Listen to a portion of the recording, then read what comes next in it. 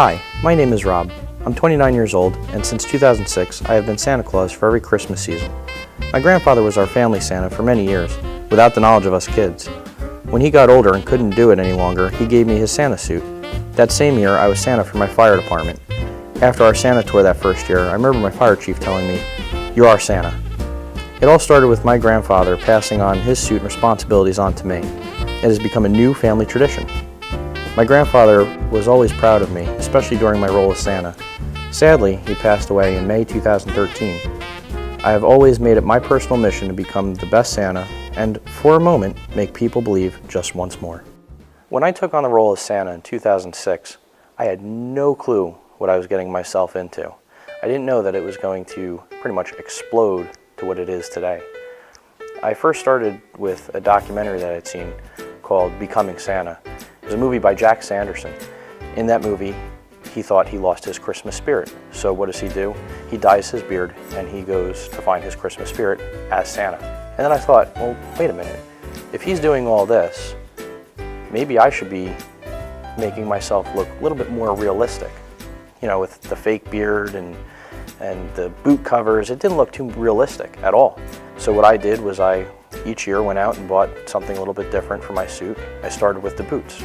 I wanted real boots because it looked a little bit more authentic. The next year I went and I bought a belt that looked a little bit better. And then finally I got the suit that I wear today. It's got the buttons, they call it the Coca-Cola style. And then what I did was it's a type of fake beard, but it looks a little bit more realistic. It glues on. And as of this year, what I did was I actually secured a strap into the beard so this way it goes over my head. And I gotta say, it looks pretty realistic. One of the things from watching Jack Sanderson's documentary, I learned a lot from that documentary. Actually, I watched that documentary before I even step into the suit every year. It's just kind of a reminder of what to do. It also gets me into the Christmas spirit too. But one of the things he does is he goes to a Santa school out in Colorado. And the individual who runs the school, her name is Susan Mesko, and she is fantastic. They only showed a couple of the clips in the documentary, but it was enough for me to kind of get it and kind of polish myself. When I'm in the suit, I don't say kids. And if you watch the documentary, you'll learn that at her school, she doesn't allow her students to say kids because kids are goats. So what she does, and it's actually kind of interesting, is she tells all of her students bring a roll of dimes, and every time they say the K word, kids, they have to put a dime in the piggy bank. So as far as saying children, it sounds a little bit more polished, a little bit more professional. Every year around the first week of December, we do our Christmas tree lighting at Borough Hall in my town. And my fire department escorts me as Santa to this Christmas tree lighting. And I remember the first time I did it, there was maybe about 20 or 30 people there. It wasn't anything too big. I got off the truck, I took a couple pictures, and that was it. I lit the tree and that was it. We went home. Since then, every year it seems that more and more people come out to this tree lighting. Every year since then, I get a little bit nervous because, again, every year the population of this Christmas tree lighting gets bigger and bigger. I usually will lose the butterflies as soon as we round the corner into the Borough Hall and I see all the people, and then after that it's game time, it's go time. I am Santa. I have to, make people happy.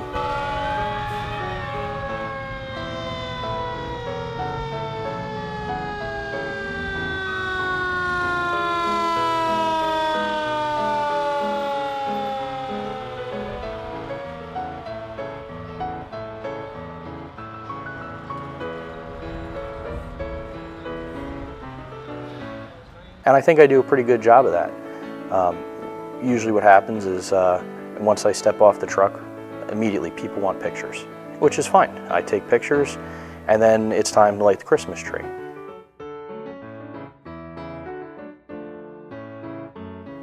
So when I light the Christmas tree, I've worked it out with whoever, to this day I still don't know who actually plugs in the Christmas tree, but we've worked it out telepathically, if you will, that what I usually do is as we're counting down from 10, 9, 8, so on and so forth, when we get to 3, 2, 1, I usually go like this with my arm, 3, 2, and then 1, and then the tree lights up.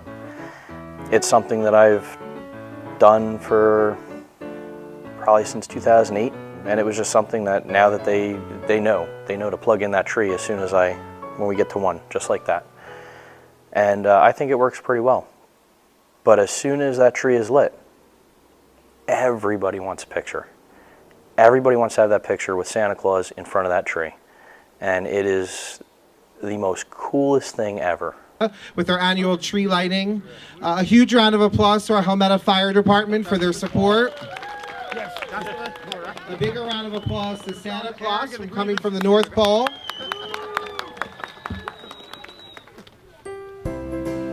And now's the moment we've been waiting for. Santa, can we do this?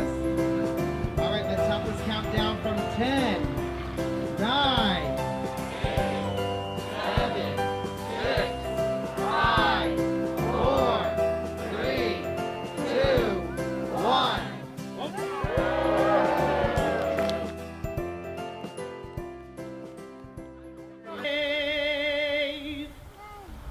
For the land of the free and the home of the brave. Please help me today and support our veterans. Thank you.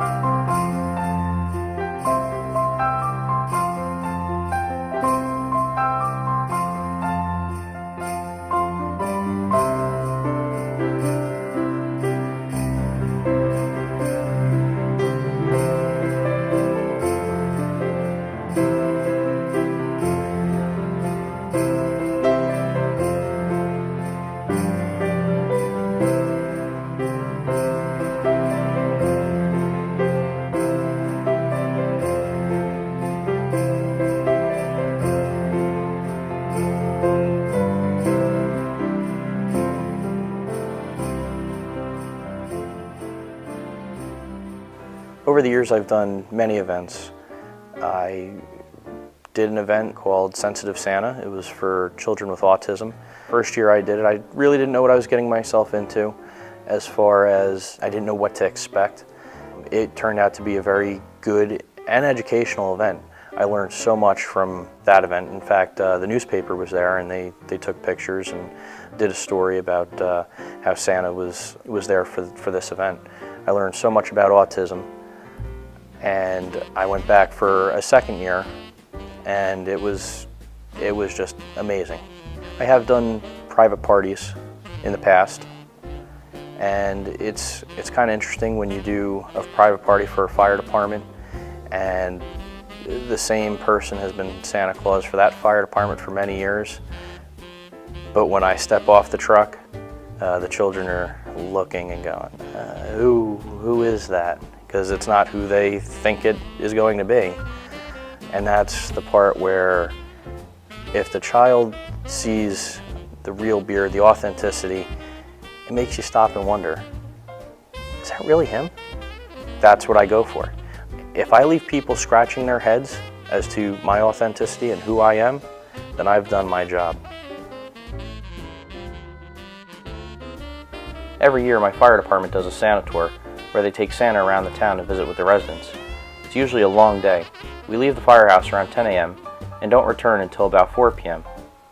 However, it's a very fun day. One year, while we were on our route, I met with a child. After wishing him a Merry Christmas, I started to go over towards his mother. He told me his mother was deaf. So, I wished her a Merry Christmas in sign language. Her son and everyone, including her, were shocked.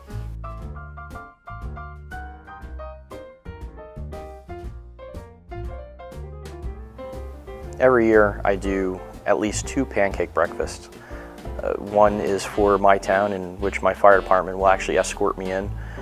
So I get down to the firehouse and I put my suit on, I put my beard on and everything, and I go over to our recreation center, step off the truck, and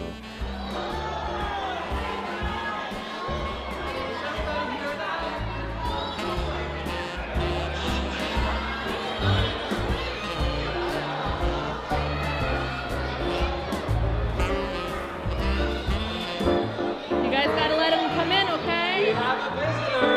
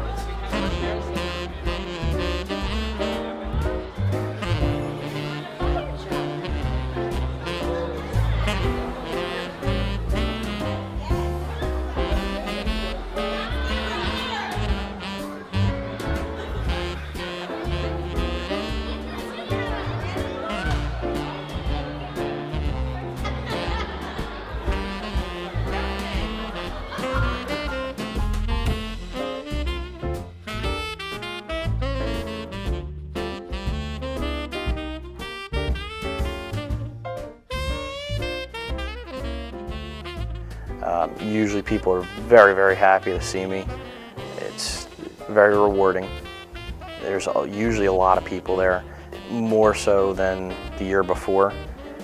I remember last year there was probably maybe 10 or 20 less than there were this year. And the first year they did it, maybe there was about 30 people there, 30 or 40 people. And it just keeps getting bigger and bigger every year. And people get more excited to see me, the big guy. Every year I do an event called Christmas in the Field.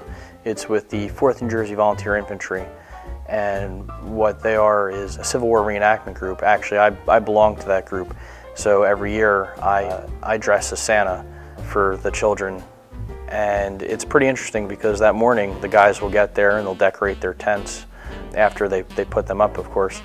And Santa's there for two reasons. One, for the children, and the second is to judge the best decorated tent.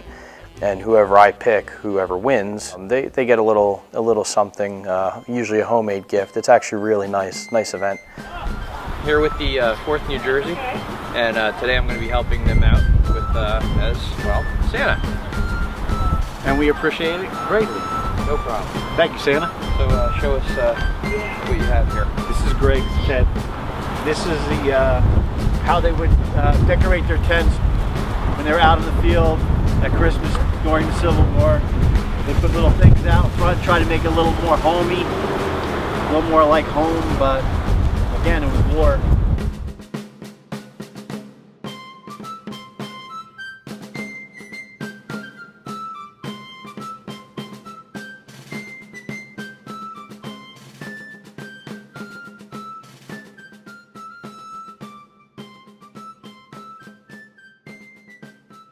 Guys, look. One for each. What do you say to Santa? You're very Thank welcome. You give him a hug. Oh, Santa almost crushed there. This sleigh. Here, let's try that again.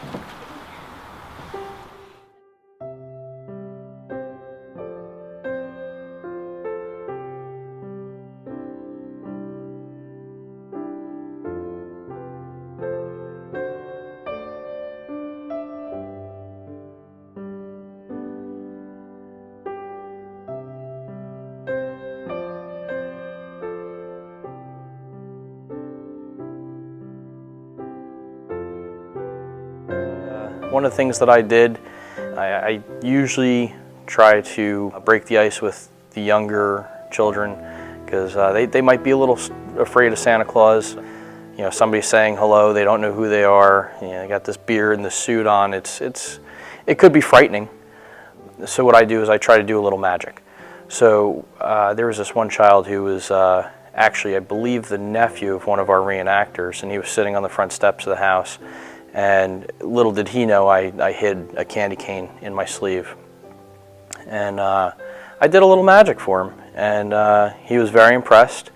And not too many people knew what I did. They didn't know that I hid the candy cane there. So they were pretty impressed too. That was a fly by the seat of your pants kind of moment, and I just ran with it. I have a question for you. What? Do you like magic? Yeah. You do? Yeah. Okay, you ready? Watch my hands, okay? On the count of 3, I want you to say Christmas spirit. Can you say that? Christmas spirit. Okay, ready? 1, 2, 3. Christmas spirit. There you go.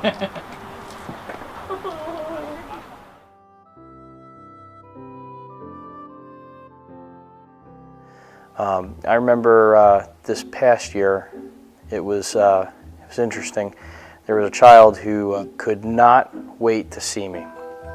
So after I asked if he was doing well and everything, and I asked him how old he was, he said that he was 4 years old, and he told me that he didn't sleep.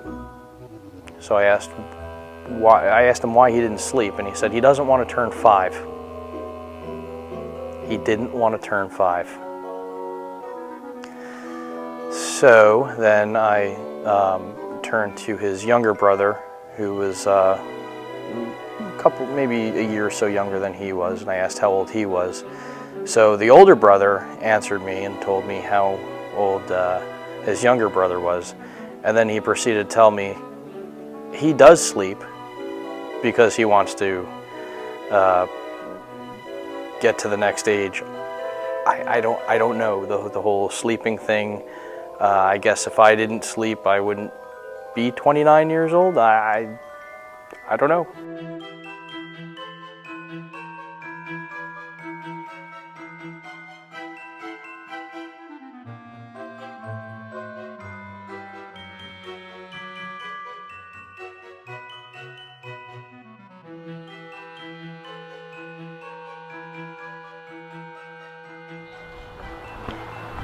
I'm a big boy and I'm You're 4? This many? I'm not sleeping. What's the Uncle Tommy? I don't sleep because I don't want to be 5.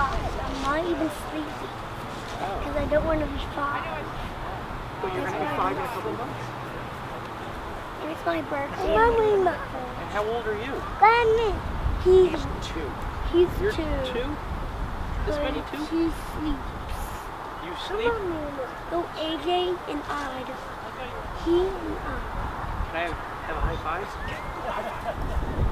All right. All right. I need so Oh. Ooh. I have so much muscle. The little one is at home. The big is only for our house. What's the matter?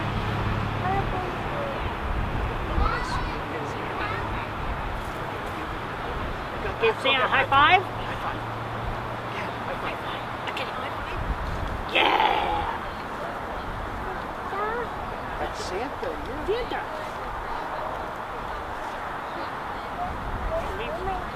A whirlwind is something that goes in circles and it is. There you go. All right.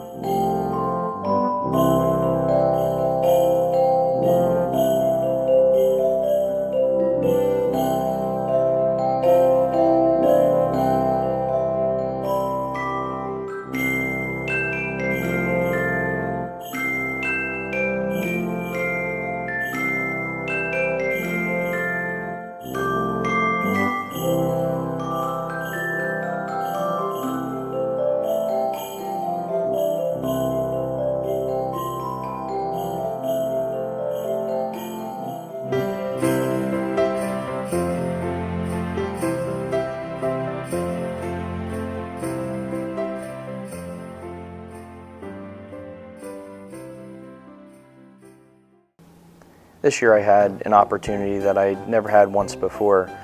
I was Santa for Kloos Family Lights. And what that is the two brothers from East Brunswick, they light up their home. And it is absolutely amazing with all the lights on the house and everything they do to the house.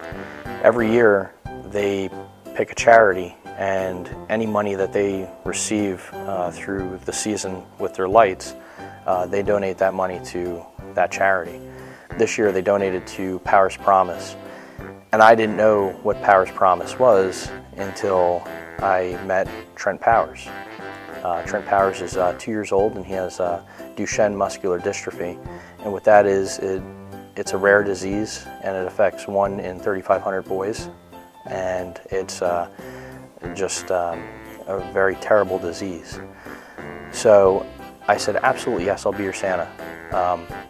So I got there, and again, it was, thought there was only going to be a couple people stopping throughout the night. And I got into the suit, and he got me out the back door of his house. We crossed over his yard into his neighbor's yard and ended up on to the other street in back of his house. And there was a fire truck waiting there. I said, okay, all right, gonna ride in on a fire truck. Used to that. So I get on the fire truck, and we start going. We pull onto his block, and sirens are going and everything. And Bill leans over to me, and he goes, "You ready for this?" I said, "Of course I'm ready for this." He goes, "You know there's a lot of people here, right?" And I said, "How many can there be?" Well, let me tell you, when we rounded the corner, there was about maybe 200 people there. At that point, I knew I had a job to do, and I knew that I couldn't freeze, but I felt pretty similar to how any rock star feels. You know, they were all there waiting to see me. And here I come on a fire truck. Usually people are not really too happy to see me, ever. But these people were very happy to see me. Now, I don't know, maybe it's the suit, I don't know.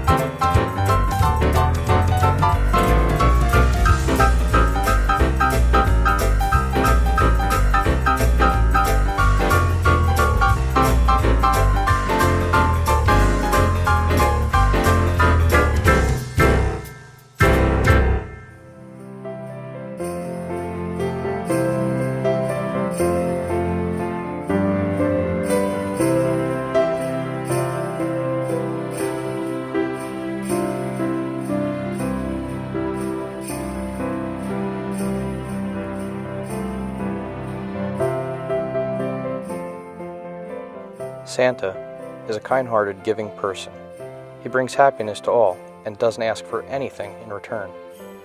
As I think about it, I am Santa. I've inherited my grandfather's work, and that was to make people happy. In my journey, I've had a lot of great times, and funny ones too. Would I keep this tradition alive? Would I continue to be the best Santa I can be? You betcha.